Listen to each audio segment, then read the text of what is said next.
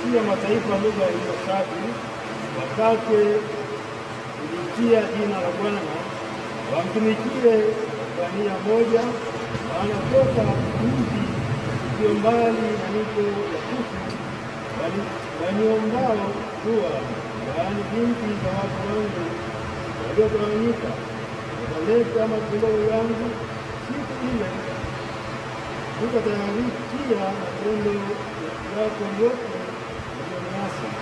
Maana hapo utakapoondoa watu wako na wanaotafakari na kujivuna, wasio kati yako, wala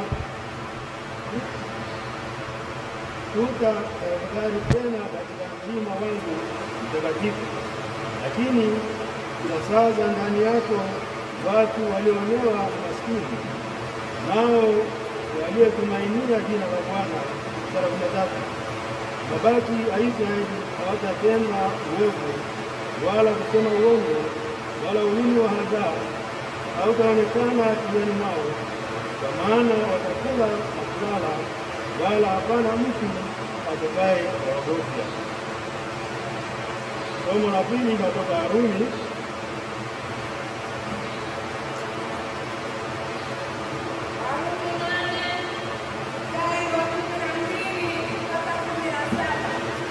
Warumi 8:12-17 anasema kama ilivyoandikwa: basi kama ni hivyo, ndugu, tu wadeni si wa mwili, kiishi kwa kufuata mambo ya mwili.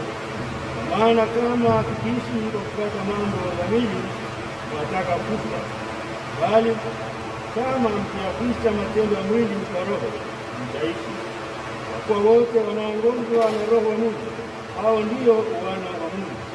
Kwa kuwa hamkupokea tena roho ya utumwa iletayo hofu, bali mlipokea roho ya kufanywa wana, ambayo kwa hiyo twalia Aba, yaani Baba.